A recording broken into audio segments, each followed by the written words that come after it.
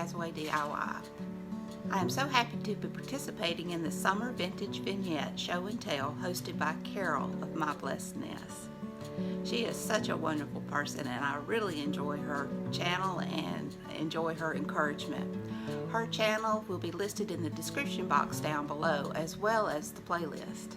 And I just have a few items because most of my stuff is packed away, but here are a few things I was able to get my hands on. And the first thing is this Afghan.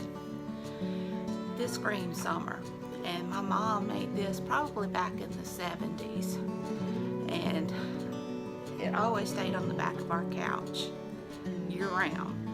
And so I have a lot of fond memories of this. This screams summer to me. I need to frame it. This was done by my great-grandmother,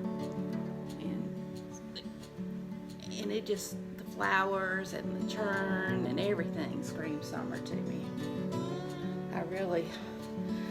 I used to do crewel. I hadn't done crewel in a long time.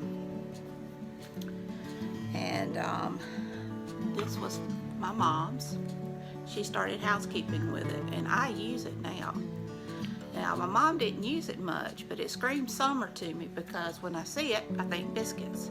When I think biscuits, I remember whenever the first cantaloupes come in, and we always had cantaloupes, biscuits, and milk gravy. Now, my mom, she could choke off those biscuits, and that's where you do the dough and you squeeze the biscuits out and get them all the same size.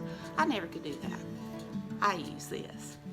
But I always think about this, reminds me of summer and those cantaloupe, milk gravy, and biscuits. And this was my grandmother's. I don't know when it got broken, but this stayed on her dresser year round, and I used to stay with her, spend the week with her. And she would, I would play with this all the time because it was always on her dresser. In fact, I used to brush the dog with this. I don't know if she knew that or not. And these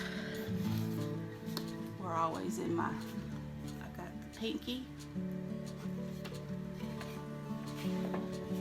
and little boy blue. And these were always behind the couch at my grandmother's.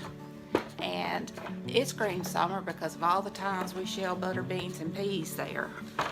They were always around. But I know that they had to be at least the early 60s or late 50s at least around, because the pictures I've got shows them on the walls around that time.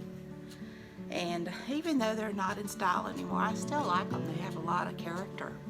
And I have them hanging in my dining room there for a while.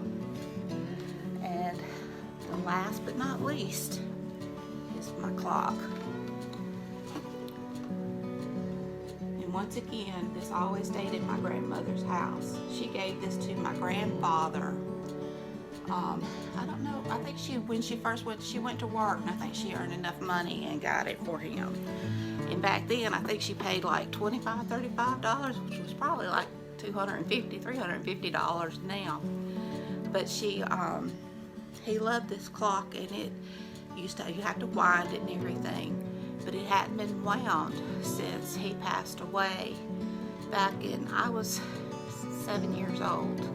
I was in second grade, so I think it was 74 that he passed away. And it hadn't been wound since then. And a spooky story about this is maybe about 10-15 years ago, I was in the house all by myself, and the clock thing, it just went ding, and you talk about spooky.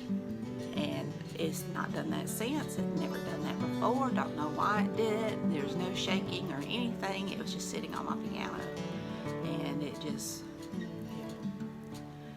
bonged.